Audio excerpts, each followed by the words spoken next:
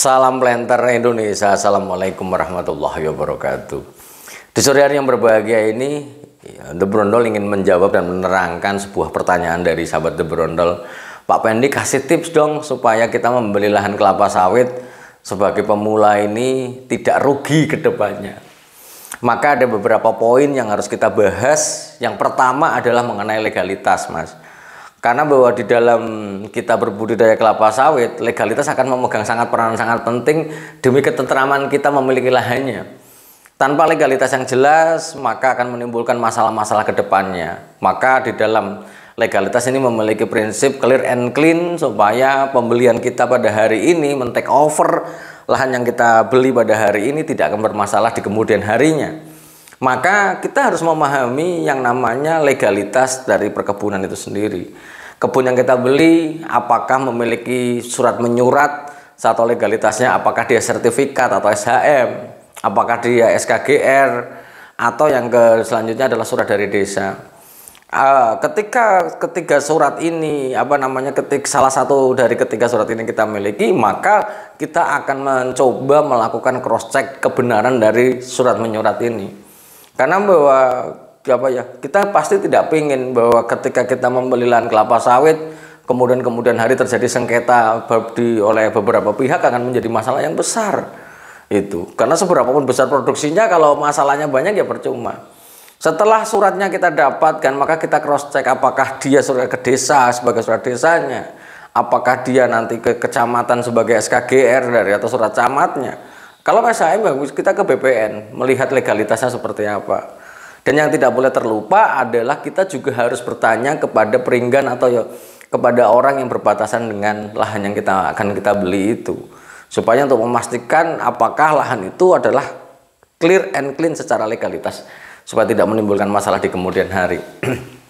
Kemudian yang kedua adalah bicara tentang tanamannya.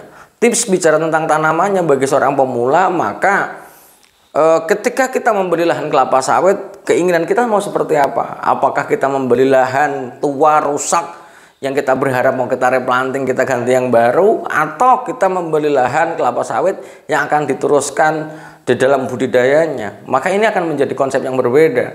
Maka kita akan membahas yang diteruskan dulu. Yang mau direplanting mungkin kita nggak usah bahas. Ketika kita membeli lahan kelapa sawit kemudian mau kita teruskan di dalam budidayanya, maka kita tidak bisa terlepas dari menafsirkan kemungkinan tanaman itu masih baik-baik saja nggak ke depan. Tanaman kelapa sawit akan memiliki umur produktif maksimal atau puncak produksinya adalah dia di usia 15 sampai 17 tahun setelah tanam di lapangan. Ini adalah teorinya. Walaupun kenyataan ada yang lebih muda sudah harus direplanting karena salah menanam etiolasi lah, atau jarak tanamnya yang salah, atau di sisi lain bisa produktivitasnya bisa sampai lifetime-nya sampai 30 tahun juga bisa.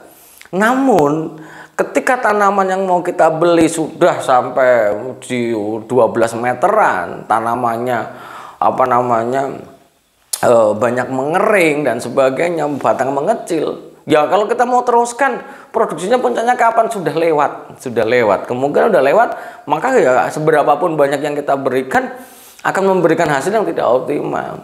Itu makanya kalau mau beli lahan kelapa sawit itu bagusnya yang 6 tahun, 7 tahun, yang lifetime-nya sampai nanti 25 tahun secara teoritis itu masih panjang waktunya. Tapi kalau misalnya kita membeli umur 18 tahun sementara produksinya bagus tapi kan hanya beberapa saat saja. Ini juga menjadi hal yang harus kita menjadi pertimbangan di dalam membeli lahan kelapa sawit. Kemudian yang selanjutnya adalah jumlah pelepah. Bagaimana kondisi tajuk pelepahnya? Kalau pelepahnya misalnya Pak Pendi hijau, berapa jumlahnya? Jadi jangan sampai kita membeli lahan kelapa sawit yang jumlah pelepahnya tinggal 20 ataupun 30 biji sudah mulai gundul-gundul, cungkring-cungkring. Aduh, ini yang mungkin ketika mau dilanjutkan di dalam budidayanya ya membutuhkan energi yang besar dan kesabaran yang besar. Dan ingat, ini butuh waktu yang panjang kalau jumlah pelepahnya sudah mulai sedikit. Akan lebih baik ketika kita men-take over kemudian kita membeli lahan sawit pelepahnya hijau-hijau, jumlahnya masih banyak, buahnya nggak ada, tinggal kita bagaimana mengatur merangsang pembungaan ya, pembungaannya dan pembuahannya nanti lebih gampang. Tapi kalau membeli lahan dalam kondisi yang sudah gundul, wah ini akan menjadi lebih susah pastinya. Dan apa namanya, dibicara tentang tanaman kelapa sawit juga kita harus memahami yang namanya vegetatif tanaman, baik tadi jumlah pelepahnya, bagaimana hijaunya, batangnya bagaimana. Kalau batangnya masih sudah tua, kecil-kecil, wah ini juga menjadi masalah yang besar. Dan apa ya, di dalam membeli kelapa sawit juga kita harus melihat berapa luas yang kita beli, berapa pohon yang kita dapatkan, itu menjadi hal yang sangat penting, sahabat The Brondol semuanya. Dan tips yang ketiga adalah bahwa bagaimana membeli kelapa sawit adalah seberapa kuat modal kita untuk meneruskannya. Karena bahwa kelapa sawit ini bukan sebuah tanaman yang bisa berproduksi tinggi dengan hanya didoakan saja, bukan.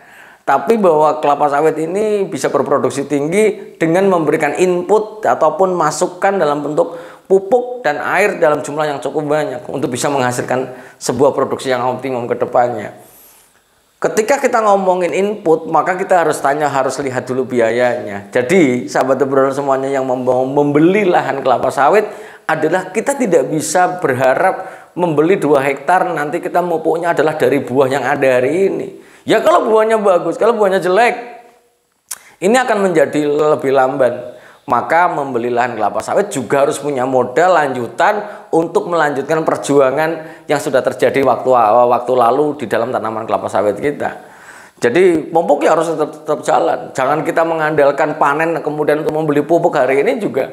Ya kalau bagus, kalau jelek sawitnya, ini akan menjadi masalah yang ya akan memperlambat proses pengembalian investasi kita pastinya. Maka kita harus punya modal dulu, karena bahwa pemupukan yang dilaksanakan sekarang ya cukup besar biayanya. Tapi apa namanya, ketika kita membeli lahan kemudian pemupukan berjalan dan uang yang kembali tidak dalam bahasa Jawanya itu tidak setek senyet, tidak langsung kembali, itu tidak. Bahwa proses misalnya kita membeli lahan yang rusak, yang produktivitasnya 2 hektar, sekali panen cuma 700 kilo, aduh masih mendingan 700 kilo itu ya. Jadi bagaimana? Dengan modal yang kita miliki, kita lakukan proses pola pemupukan, maka tidak akan produktivitas tidak akan bisa ketara. Misalnya hari ini kita membeli lahan, kemudian kita pupuk selama 6 bulan, nanti produksinya bisa sampai 3 ton per 2 hektar per bulannya misalnya. Ya butuh waktu pastinya. Sekali lagi butuh waktu dan proses, karena balik lagi sahabat The Brondol, penyerapan unsur hara untuk generatif, yaitu untuk bunga dan buah, itu membutuhkan waktu yang cukup panjang, yang butuh kekonsistenan di dalam pemupukan yang kita lakukan. Kemudian yang selanjutnya bicara tentang membeli lahan supaya tidak rugi adalah mas-mas semua juga harus belajar bicara tentang budidaya kelapa sawit secara menyeluruh. Karena jangan sampai kita membeli lahan, kemudian membeli lahan bisa, merawatnya nggak bisa, ujung-ujungnya pola pupuknya malah double-double yang ada, hanya percaya tetangga kanan kiri saja, yang belum tentu benar. Yang seperti pada hari ini saya dikeluhi sebuah Pak Pendi, saya pupuk produksinya kok nggak optimum ya. Kenapa? Karena berapa, saya tanya produksinya, hanya 800 kilo Pak Pendi sekali panen per 2 hektar. Waduh. Pupuknya pakai apa? NPK 13 ditambah dengan urea saja. Sahabat The Brondol, di dalam pola pupuk yang harus dipahami bahwa unsur hara yang harus diberikan ada 4 makro: nitrogen, fosfor, kalium, magnesium. Secara urutan kebutuhan tertingginya kalium, nitrogen, magnesium, dan fosfor yang harus terpenuhi semuanya. Ketika tidak terpenuhi, ya produksi akan melambat pastinya. Sehingga ketika kita membeli lahan, kemudian tanpa memahami pola pemupukan yang sesuai, hanya percaya kanan kiri saja, ya pupuk tidak akan membawa banyak, tidak mendapatkan ini. Tapi tanyalah kepada yang ini. Dan sekali lagi sahabat The Brondol yang belum punya tabel tentang rekomendasi, silakan WA saya saja. Itu akan menjadi prioritas untuk sahabat The Brondol semuanya. Karena jangan sampai kita membeli lahan kelapa sawit, berharap 2 tahun kembali modal tapi pupuknya insya Allah ya ini akan menjadi apa ya, menjadi masalah yang besar. Mungkin itu saja dulu sih yang dapat saya sampaikan, baik legalitas kemudian melihat pola tanamnya. Kalau masalah harga adalah sangat tergantung wilayahnya, sangat tergantung wilayahnya. Ada yang pastinya mahal, ada yang daerah-daerah yang murah juga ada. Dan yang selanjutnya sahabat The Brondol, sebagai penutup di sore hari yang berbahagia, maka membeli lahan kelapa sawit selain tadi ada apa namanya tanaman, legalitas, tapi kita juga harus melihat faktor pembatasnya apa. Jangan kita hanya tergoda pembelian lahan kelapa sawit yang murah sementara faktor pembatasnya adalah hal sesuatu yang tidak bisa kita selesaikan. Sebagai contoh, kita membeli lahan murah ini yang biasanya di sini 50 juta per hektarnya, ini tak kasih 20 juta terendam.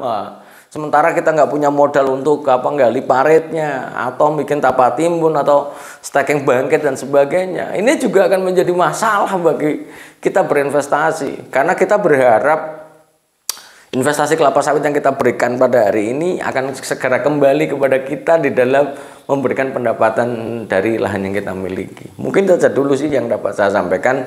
Semoga bermanfaat, dan kalau kurang lengkap silahkan komentar pada kolom komentar supaya nanti bisa dilengkapi, atau sahabat The Brondol yang punya pengalaman yang paling penting apa supaya bisa diambil hikmahnya bagi sahabat The Brondol yang lain yang mau membeli lahan kelapa sawit. Semoga bermanfaat dan salam planter Indonesia. Assalamualaikum warahmatullahi wabarakatuh.